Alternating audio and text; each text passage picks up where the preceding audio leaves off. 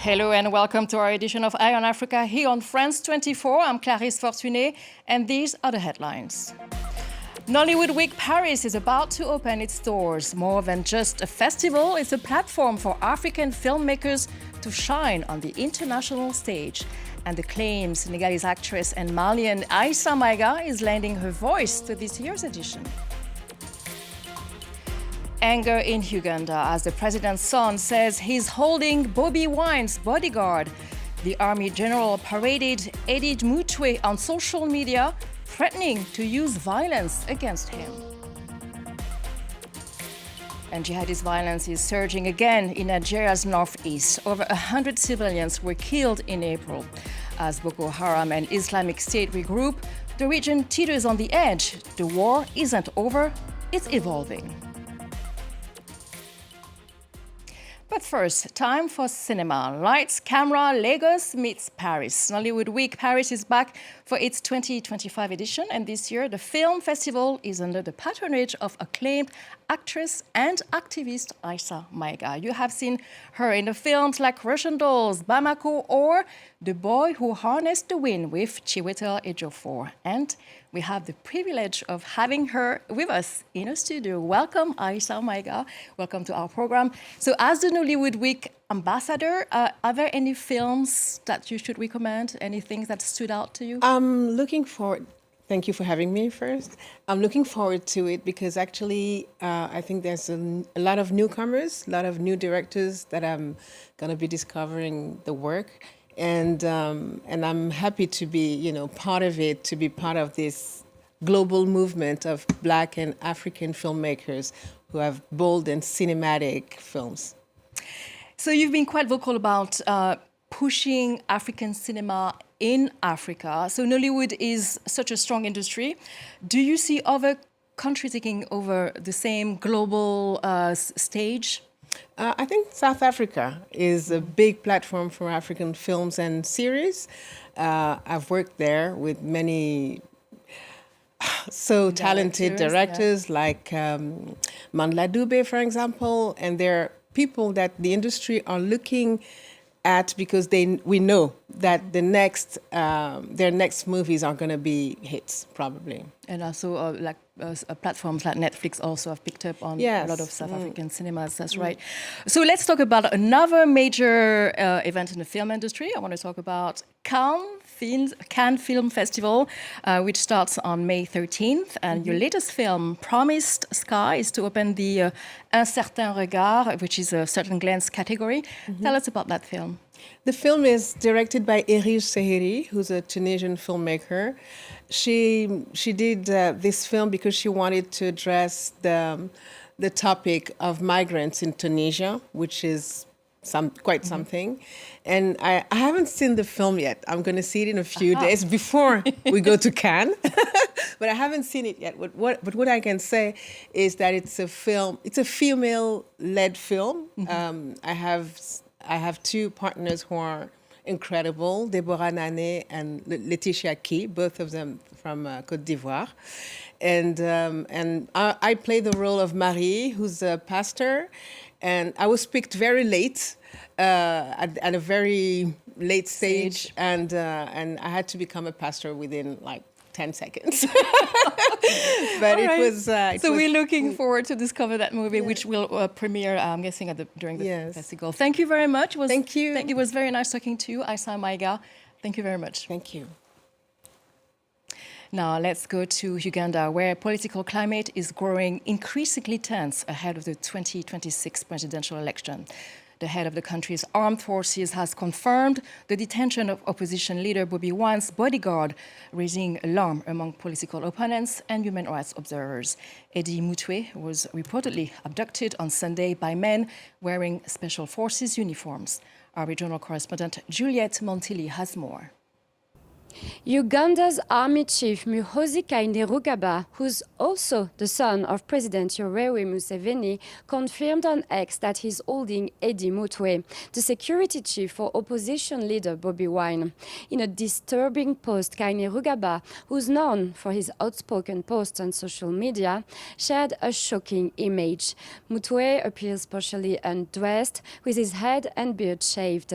Kainerugaba hinted at acts of torture and, addressing Bobi Wine, said, "You're next."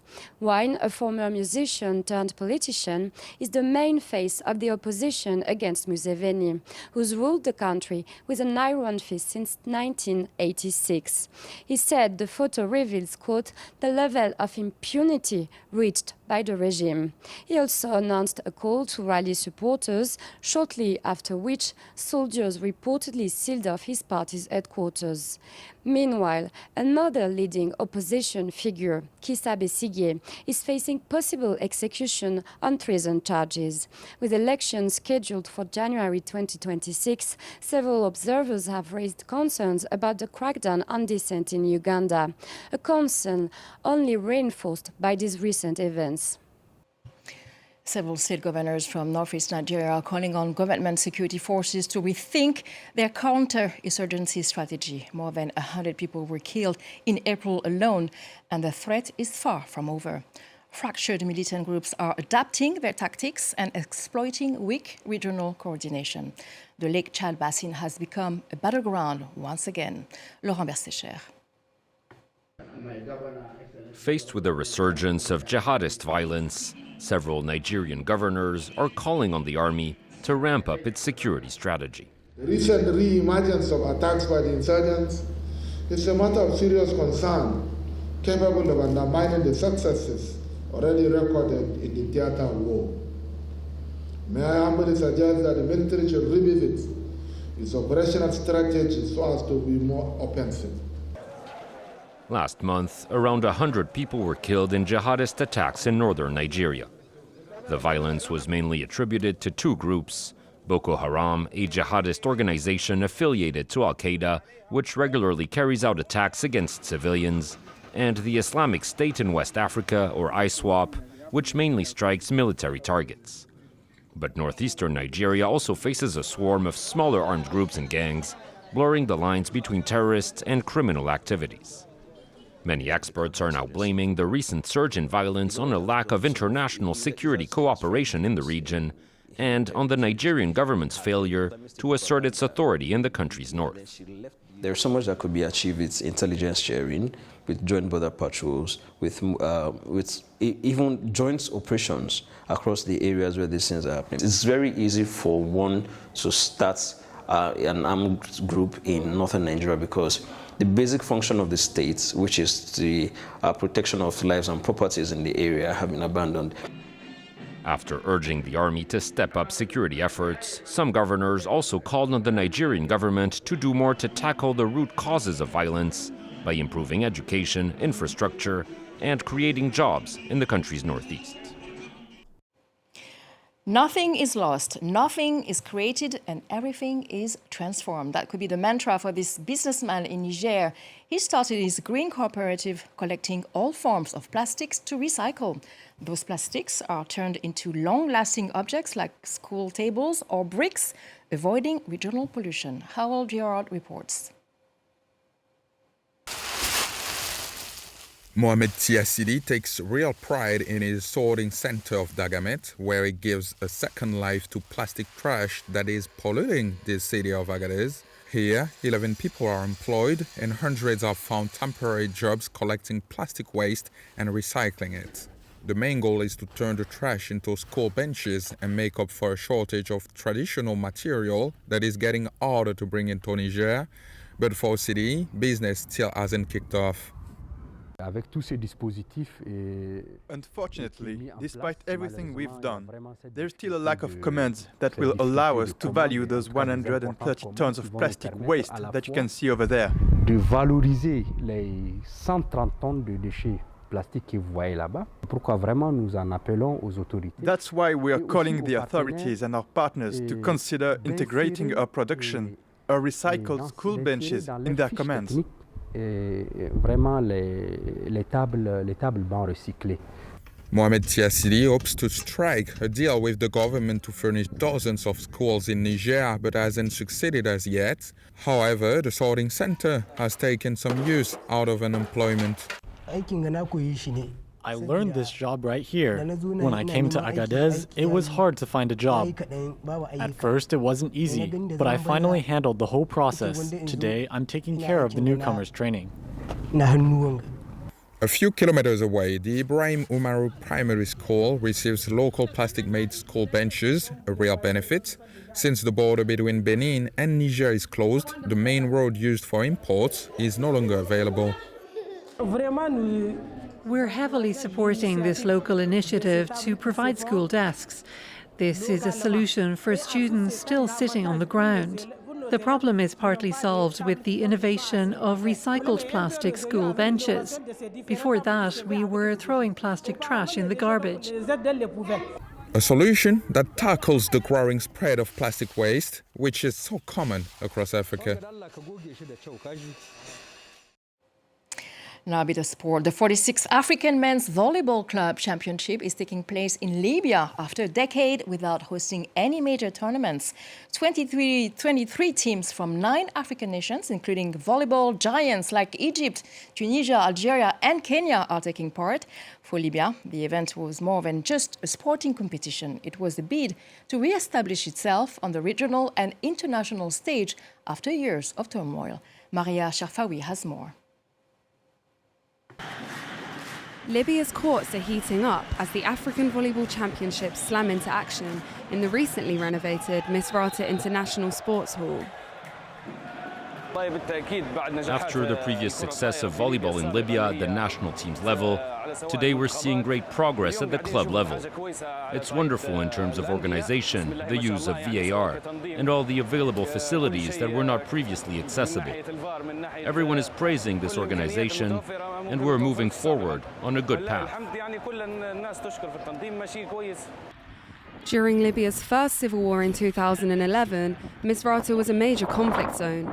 This year, security is looking up and the sporting community is excited. On this occasion, Libya could very well host volleyball competitions, and why not even the World Cup one day, God willing. The tournament is excellent, and the accommodation is also outstanding. All the teams are very comfortable, and security is well ensured. We wish all the best to our Libyan brothers and hope they succeed in organizing more tournaments in the future. And why not the World Championship as well? More than 23 clubs across Africa and 400 players have attended, with many spectators crossing into the country for the game. The atmosphere is excellent, a safe, stable situation, and the hospitality is wonderful. Everyone's happy with how they're being treated. Some hope that the championships will help to act as a bridge for relations between Libya and the rest of the continent. Now that's the end of our edition of Eye on Africa. We'll leave you with some music, My Essence, from the artist Awali, and the clip was directed by our guest, Aïssa Maïga. Thank you for watching. Breathing deep and high, my essence, my true self-made, my essence, my true self-made. France 24 pushes digital news even further. Reviews, analysis, and insights. France 24 recommends the most read articles. Follow us and don't miss a thing. France 24, your first choice for news.